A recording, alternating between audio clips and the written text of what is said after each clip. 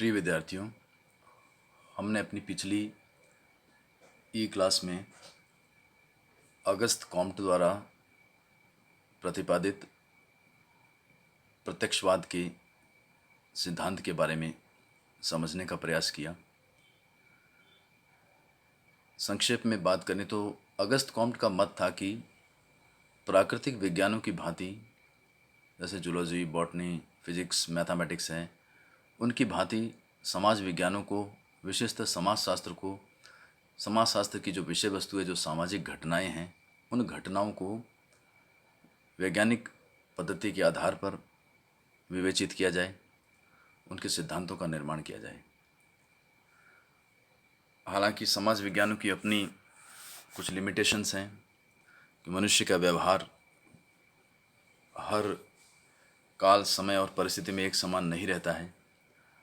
प्राकृतिक वस्तुओं का, प्राकृतिक विज्ञानों का काल और परिस्थिति का इतना उन पर प्रभाव नहीं पड़ता है।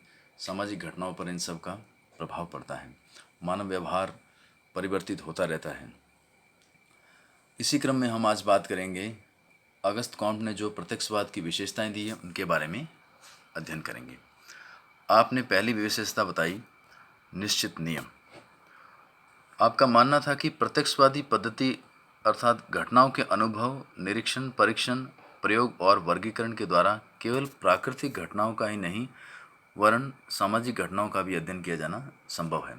आपका मानना था कि मनुष्य का जो व्यवहार है वो कमोबेश कुछ सामान्य नियमों के आधार पर संचालित होता है। एक जैसी परिस्थिति में सामान्यतः कुछ ऐसे नियम होते हैं, ऐसी दशाएं होती हैं जब व्यक्ति एक जैसा व्यवहार करता है। तो मनुष्य के व्यवहार करने के कुछ सामान्य नियम होते हैं, आपका ये कहना था। दूसरा, वैज्ञानिक प्रणाली। आपने कहा कि जिस तरह से अन्य विज्ञानों का, प्राकृतिक विज्ञानों का, भौतिक विज्ञानों का अध्ययन किया जाता है, उसी भांति समाज विज्ञान का भी वैज्ञानिक प्रणाली के आधार पर अध्ययन किया जाए। प्रत्यक्षवाद में घटनाओं की व्याख्या संयोग और अनुमान पर आधारित नहीं होती है और न ही उन्हें धार्मिक, तात्विक एवं अलौकिक आधार पर समझा जा सकता है, वरन इनमें घटनाओं का अवलोकन, परीक्षण किया जाता है, उनका वर्गीकरण किया जाता है, उनके बारे में यथार्थ वास्तविक ज्ञान प्राप्त करने का प्रयास किया जाता है। तीसरी विशेषता आपने बताई, तार्किक विवेचना। आपने कहा जो भी समाज में जो भी घटनाएं घटित हो रही हैं, उन सब के पीछे कोई ना कोई कॉज एंड इफेक्ट होना चाहिए, लॉजिकल रीजन होना चाहिए, तार्किक आधार होना चाहिए। कोई घटनाएं मान लो जैसे हत्याएं होती है, लूटपाट हो रही है, चोरी ज़्यादा हो रही है या पॉपुलेशन बढ़ रही है, ये सब घटनाएं जो घटित हो रही है, बाल अपराध बढ़ रहे हैं, तो इन सब के पीछे कोई ना कोई तार्किक आधार होना चाहिए, कोई ना कोई कारण होना चाहिए।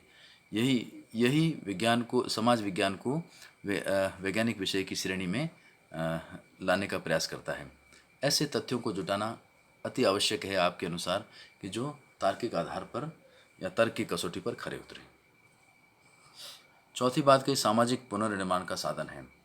समाज के अंदर अव्यवस्थाएं हैं जो समाज को व्यवस्थित करने के लिए, समाज का पुनर्निर्माण करने के लिए, समाज को विकास के पथ पर लाने के लिए प्रत्यक्षवाद बहुत आवश्यक है। प्रत्यक्षवाद एक मानवतावादी धर्म है। कांट का प्रत्यक्षवाद केवल एक विज्ञान ही नहीं है वरन एक मानवतावादी धर्म भी है। आपने धर्म की व्याख्या भी प्रत्यक्षवाद के आधार पर की है। ऐसा धर्म जो मानवता का धर्म हो, सभी लोग उसे बिना किसी भेदभाव के मान सकते हैं। प्रत्यक्षवाद मानव धर्म के आदर्शों पर आधारित नवीन समाज की रचना को अपना उद्देश्य मानता है और कहता है कि प्रत्यक्षवाद से वास्तविक ज्ञान प्राप्त करना संभव है और वास्तविक ज्ञान समाज में बौद्धिक और नैतिक एकता को उत्पन्न करने में सहायक होते हैं। छठी विशेषता की बात करें तो ज्ञान से संबद्ध।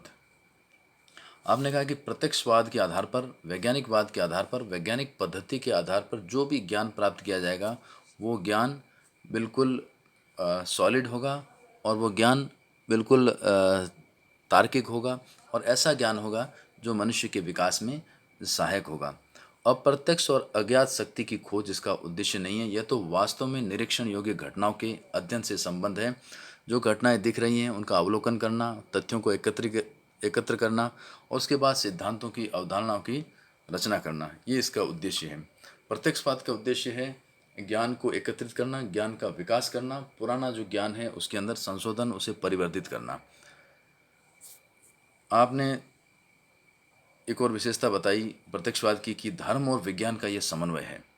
प्रत्यक्षवाद जो है वो धर्म और विज्ञान दोनों के मध्य सामंजस्य बिठाता है। कांट विज्ञान को साध्य नहीं अपितु अध्ययन एवं प्रगति का एक साधन मानते हैं। उनके अनुसार प्रत्यक्षवाद एक वैज्ञानिक सिद्धांत है जिसका उद्देश्य संपूर्ण मानव समाज का भौतिक, बौद्धिक एवं नैतिक उत्थान तथा जन कल्याण में वृद्धि करना है। तो प्यारे विद्यार्थियों, ये आपको मैंने आज प्रत्यक्षवाद की विशेषताएं बताई। इस तरह से अगस्त कॉम से रिलेटेड जितने भी अपने कंसेप्ट थे सब आपको मैं पढ़ा चुका हूँ। Meaning of sociology, law of 3 stages, hierarchy of sciences and positivism, और अगस्त कॉम्ट के बारे में, जीवन चरित्र के बारे में आपको अच्छी तरह बता चुका हूँ। आप लोग इसका और गहन अध्ययन करिए, और इनसे संबंधित कोई भी समस्या आए, किसी भी तरह की कंसेप्चुअल क्लियरिटी करनी है, मुझसे आप संपर्क करिए, फ़ोन, व्हाट्सएप, कुछ भी करिए। आपको हर समस्या का निदान दिलाने की प्रयास करेंगे। Okay, that's all for today.